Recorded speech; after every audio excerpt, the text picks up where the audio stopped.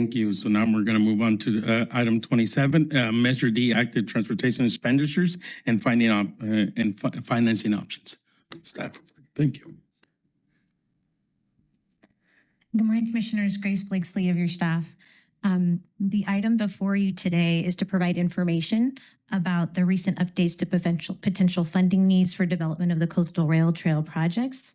Request your direction on project delivery where information is available, and also to initiate financing options for the Measure D active transportation category.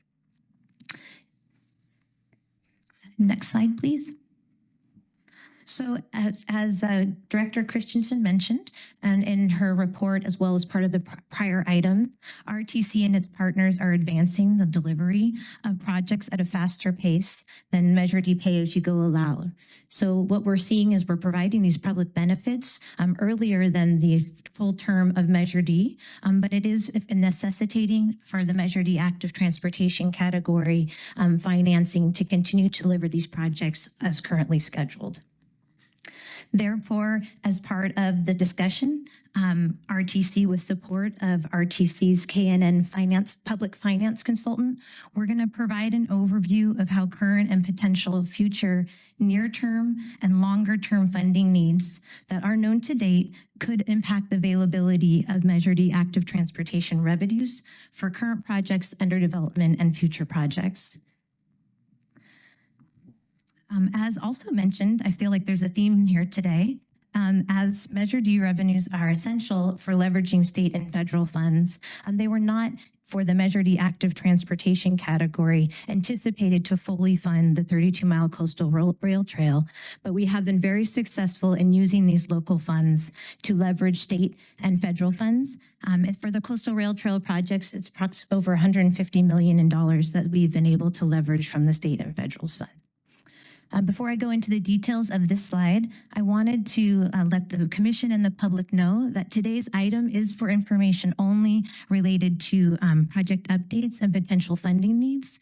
We will return to the Commission in November, well, expected to be in November, with any additional recommendations on future programming of Measure D funds. RTC in general will continue to work through project cost estimates with the project sponsors prior to that date to refine them and to bring to you proposed programming updates as appropriate for the next 5-year plan update. So this is an image that we keep on our website and we keep updating. The goal is to get the entire line that you see there to green, which means the coastal rail trail will be completely open to the public. We have had some recent updates that I wanted to highlight. This is very, obviously a regional project and very complex. So we're very proud when we complete different segments. These segments are being completed in coordination with the cities and the counties, the County of Santa Cruz as well. And we'll talk a little bit about the different project sponsors and leads going forward. So the update since I was last before you to talk about the Coastal Rail Trail projects is segment 7 was completed. So the green area kind of left of center is extended to show that the segment 7 project now is completed all the way to the wharf in the city of Santa Cruz. So the recent addition was from the intersection of Bay Avenue and California down to the wharf. So I hope you all had a chance to participate in the ribbon cutting and at least ride the trail if you haven't already. The other significant update is what you discussed at your August meeting, which was award of the SP1 grant for the Highway 1 State Park and Freedom Auxiliary Lane and Bus on Shoulder project, and also including the Segment 12 project. So that now is construction funded based on the current cost estimates. Some of the focus of discussion today will be on segments 8 through 11. So I wanted to make sure you were able to view those on the screen. Segment 8 and 9 are being led by the City of Santa Cruz in coordination with the County of Santa Cruz, and segment 10 and 11 are being led by the County of Santa Cruz. I also wanted to highlight for folks in the northern part of county, if you haven't been up there, if you have been up there, you'll see that segment 5, which extends between Wilder Ranch and Davenport, is still under construction and is expected to be completed in summer 2026. Let's see. Next slide, please. There's a lot of information on the slide. I wanted to kind of point out a couple of things, but I also wanted it to be a resource for you and members of the public who are viewing this presentation today. So we've looked at the Coastal Rail Trail segments 5. I discussed that. That's under construction on the North Coast, segment 8 through 11, which extend from Pacific Avenue to State Park. Segment 12, I mentioned the new funding that was awarded, and you recognized in your August commission meeting that extends from State Park to Rio Del Mar. And then also under development as part of the zero emission passenger rail and trail project, the commission have seen proposed alignments for segments 17, 18, and 19 in and around the city of Watsonville, as well as other segments in the county of Santa Cruz, extending from Rio Del Mar to San Andreas Road, as well as the crossing of Pajaro River. These projects all have different status, and the ones that I hadn't touched on in the prior slide are segments 17, 18, and 19. The RTC has programmed $4.8 million to those projects for pre-construction funding, and we are gearing up to release the request for proposals to complete the preliminary design and environmental work for that project, but construction funding for that project has not been programmed or identified to date. So that would be a future funding need. Similar for segments 13 through 16 and 20, we have not identified or programmed the pre-construction or construction funding as part of that, but the design is being informed by the work completed as part of the zero emission passenger rail and trail project.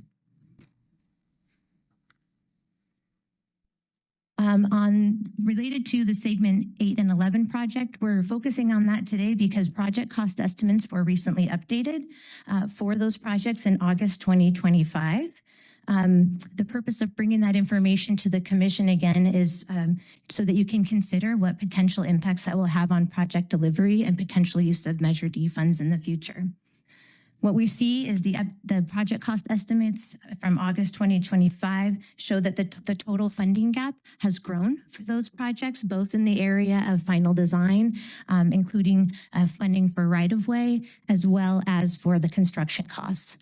This is largely due to the unit cost increases for materials, as well as escalation costs that we're seeing currently, and the shift in the schedule for the project as they move forward towards delivery. These cost estimates also reflect the direction provided by the commission to seek cost savings and through the value engineering analysis, as well as seek new funding. Although there was cost savings through the value engineering analysis, they've been largely offset by the escalation costs, as well as we were successful in obtaining an additional $19.5 million for these projects, but we still have a funding gap that we need to address.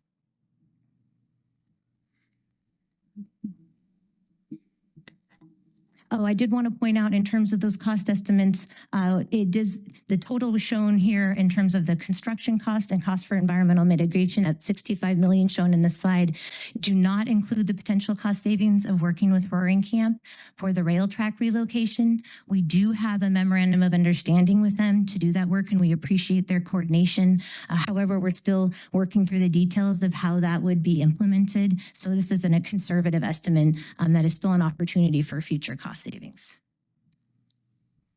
Next slide, please.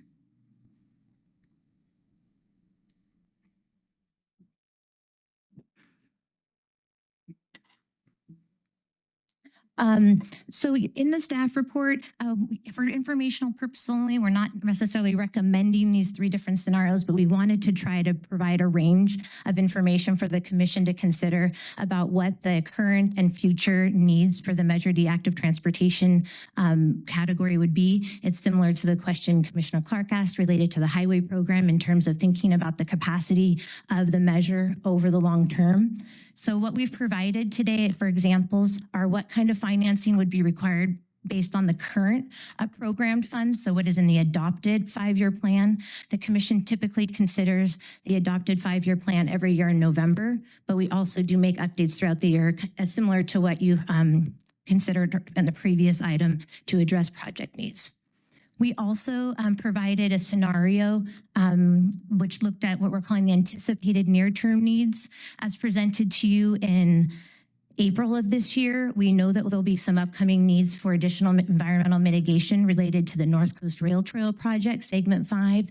And then we've also been informed by the city of Santa Cruz and the county of Santa Cruz that they will need additional funding for design and right-of-way to proceed with their project development. So that's an immediate need to do that.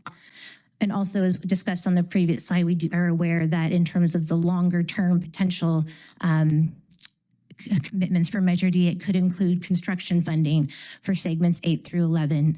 As a reminder, at your board meeting in April 2024, the commission did commit to fully funding specifically segments 10 and 11 as a way to support the county in moving forward with their Caltrans cooperative agreement for the active transportation program funds. So I'm going to pass it over to Melissa, who's online. She is with K&N Public Finance, and she's helped prepare the discussion of how the financing might look for these different scenarios, the current anticipated near term and anticipated longer term, and also discuss some of the opportunities that the commission would have or options for pursuing financing. So although we're not asking for programming additional funding today, we want you to be aware of what the funding needs are and also ask for direction to begin the process for financing, and which we would return to you at a later date with all of the materials required for your approval before entering into those agreements. Next slide, please. Melissa, you there? Yeah, thank you, Grace, and pleasure to be here with you all this morning. The slide in front of you is a table that we extracted from the staff report. K&N has been working very closely with Grace and other members of the RTC staff, evaluating various expenditure scenarios specific to the active transportation program. On the table, we summarize for those 3 different project expenditure scenarios anticipated revenues to be allocated to the Measure D active transportation program over the 5-year period, which is consistent in all 3 scenarios. And then the difference of the scenarios is the different capital expenditure needs that we evaluated in the context of the active transportation program. So you'll see that the current program, it's kind of just under 40 million of capital expenditures. Anticipated near term considers an additional 10 million of expenditures, and then the longer term programming nearly doubles that up to approximately 80 million of expenditures. And so what we do on our end with regard to helping you all manage the Measure D program and making certain that each expenditure category kind of is able to support its needs and its projects on its own. We evaluate and look at ongoing cash flow within each expenditure category.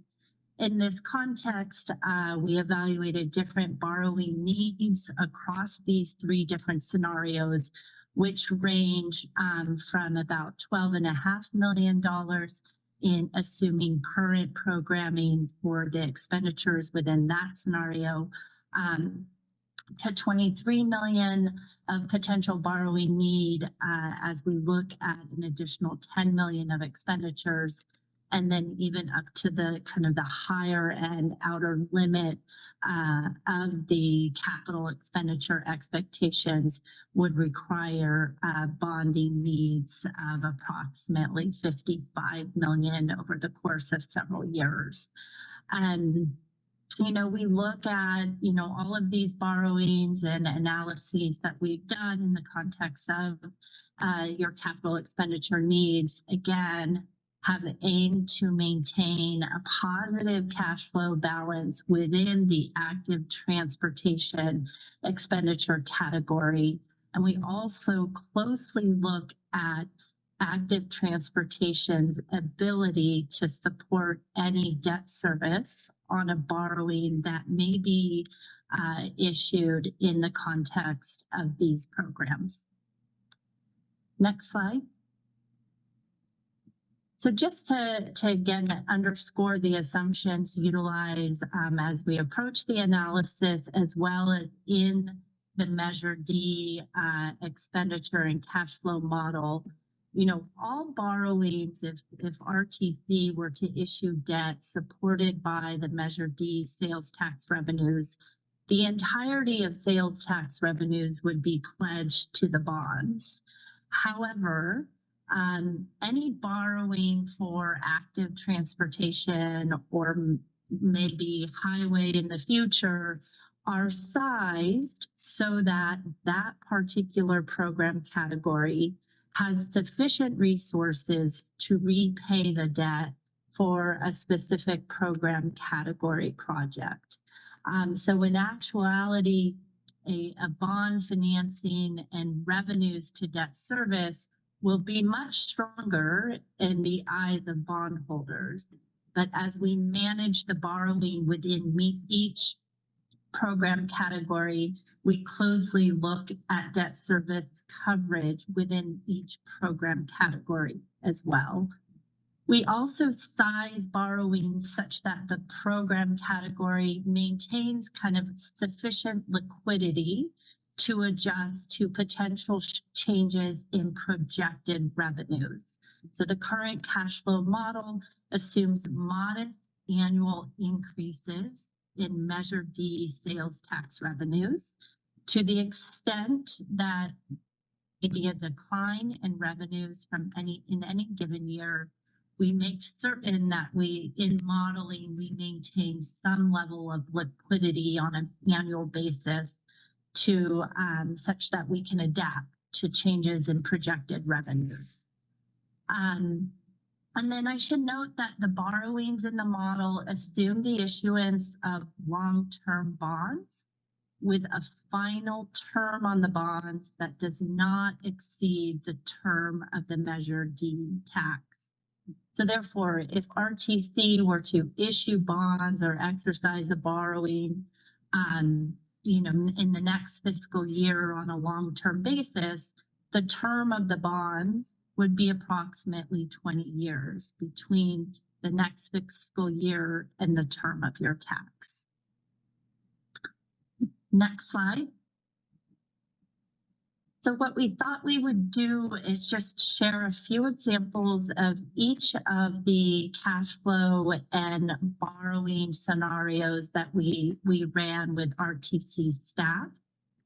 So again, the first scenario is the current programming, and you'll see on the top graph that the current programming does suggest that based on the cash flow model assumptions, there may not be sufficient resources to meet the capital expenditure needs between fiscal 25 and fiscal 29. So you'll see that the green bar, which represents total cash flow resources within the active transportation program, that green line falls below the orange bars in fiscal 27, 28, and 29. So how do we solve that? In the below chart, we show the infusion of borrowing resources of approximately 12.5 million. And then the green line now increases, and there's sufficient resources to cover those expenditures, which is the orange bars, over the projected period. And then subsequent to the projected expenditures, there's sufficient additional capacity within the active transportation program, even after paying debt service on the borrowing and after covering program and project maintenance within the active transportation category. So again, all that white space between the green line and the blue bars is additional capacity or available resources within active transportation. Next slide. So these are the same charts that we just reviewed, But on the top, the orange bars now show capital expenditures associated with the second scenario, which includes the addition of an additional 10 million in project expenditures. And as you might expect, by adding more expenditures, our green line, available cash flow resources, is lower than the prior slide. And, our negative balances are greater by adding more expenditures. So we increase on the bottom chart, we show an increase of borrowing proceeds to cover the additional capital expenditure requirements associated with these anticipated near-term programming needs. And then you will see that subsequent to that project construction period and after fiscal year 29, there remains capacity within active transportation for additional programming after paying debt service on any borrowing, program, and project maintenance. Next slide.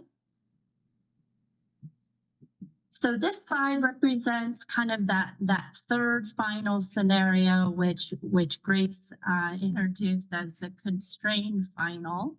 And this is simply to say, under the current assumptions in the cash flow model, which projects revenues within active transportation to grow at a modest growth rate of 2% annually, kind of what's the maximum amount of capital expenditures and bonding active transportation can support to deliver anticipated longer term programming.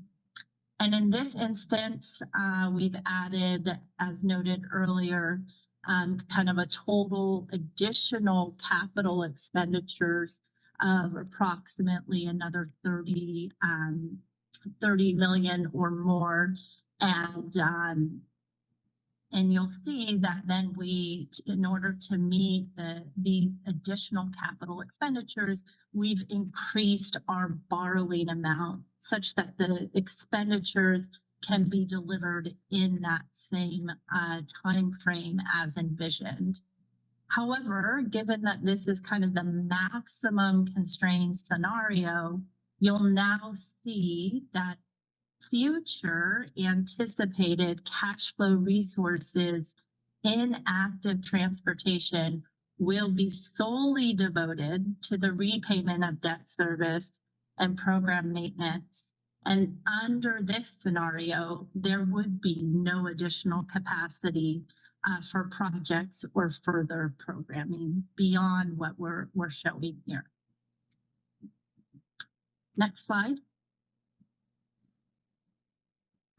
So as Grace mentioned, this is an information item. I know staff is working diligently to come back on several occasions to present to the commission with regard to any borrowing strategy they may pursue. I think we just simply wanted to highlight there's different strategies that could be utilized based on, the project certainty, the expenditure needs, and the borrowing needs. And if it's just, it's likely that if, RTC borrowing needs are smaller and just need to address some kind of just initial mismatch between revenues and expenditures, a line of credit interim borrowing solution may be an efficient way of addressing cash flow for active transportation. However, if the cash flow deficit is larger, not only for active transportation, but potentially in tandem with other program categories under Measure D, it may be more appropriate to issue a longer term borrowing, which would likely be in the form of a public municipal bond though we could evaluate state and federal loan program. So we will be continuing to analyze and determine kind of the exact borrowing needs under the near term, not only within active transportation, but maybe other program categories. And I know staff will return to this commission with a recommendation of the appropriate borrowing tool in line with the borrowing need. Next slide. So just to highlight just key next steps as staff and KNN are starting to think through the potential need to borrow to move forward with several of the projects under Measure D and active transportation specifically. And first and foremost is just really to establish a legal framework to incur debt.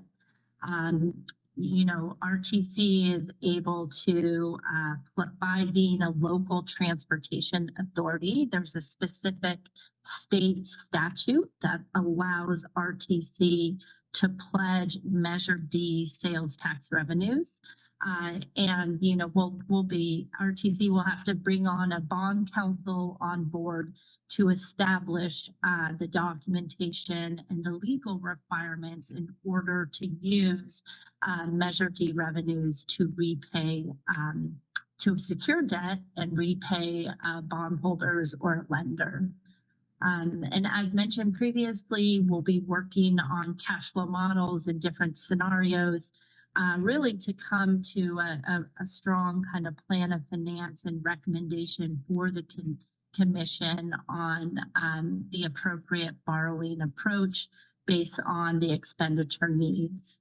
And then following just the established plan of finance, we will work closely with staff and legal advisors to prepare the financing for final commission approval. So once again, this is just an information item. There'll be more bites at the apple to provide transparency to this commission. But ultimately, any borrowing would need your approval. And it would need your approval in terms of establishing not to exceed borrowing parameters, both in terms of the amount borrowed and the borrowing rate. And then that process will provide other information and level of transparency with regard to the specific borrowing approach. And so with that, I think I pass it back over to Grace to wrap up. Thank you, Melissa. Next slide, please. Before I know there's a lot of text on this slide, but I feel like that's a lot of the charts can be confusing at times, and there's a lot of details in there. So I try to communicate it in as many different ways for different types of people who take in different information differently. But before I move on, I wanted to just note that the 3 example graphs that Melissa shared with us are, again, just scenarios that we could consider based on the current programming needs, the anticipated near-term funding, the longer-term funding needs. Also, that all of those expenditure scenarios assume ongoing corridor maintenance. So that is a cost that we assumed throughout the life of Measure D. The commission adds programming funding for that work typically as part of the 5-year process, and we add an additional year. That's the only ongoing cost, though, that we did assume in those scenarios. We did not assume that we would continue to fund trail maintenance costs that are currently in the it would be only commit to the trail maintenance costs that are in the 5-year plan through 28-29, and it does not identify additional funding for segments 13 through 20. So those are other considerations for the commission. I also wanted to note that we do have some assumptions in the scenarios that could change as we come to you in November with the Measure D 5-year update. And those are primarily smaller changes, but related to the total expenditures we've actually made in 24-25, which we're working on updating, which could provide additional revenues in 25-26 if there's carryover. So you might see the graphs in terms of the years that financing is needed potentially shift, but I don't expect it to change significantly.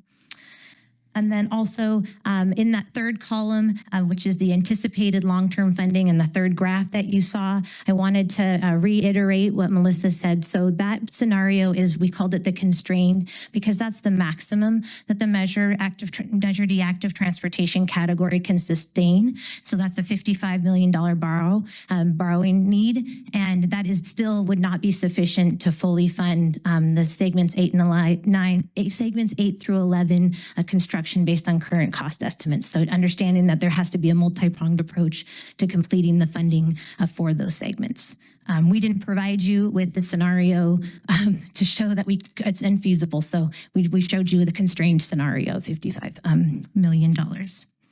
So this is just a summary of those slides. I wanted just to point out again that the new capacity, and you probably picked it out on the graphs, would be available in fiscal year 29-30 should we go forward with financing for the current programming needs and the near-term programming needs. So those are kind of in terms of thinking about when new revenues would be available. Next slide. So to sum up, I wanted just to review the staff recommendation. We're here before you again to provide the updates to the project cost estimates for the Coastal Rail Trail projects under development, direct us to continue as staff working with our project sponsors and funding partners, to continue to look for opportunities to reduce costs for these projects. This could include modifications to the scope of the project, and then authorize the executive director to initiate that process for financing needed to secure the additional revenues earlier. I wanted to also acknowledge that the project manager for segment 8 and 9, Matt Starkey's here. He spoke to you on an earlier item and can answer more detailed questions on cost estimates if you have them. We still are refining those, as well as the project manager for the county, Rod Tidmore, for segments 10 and 11.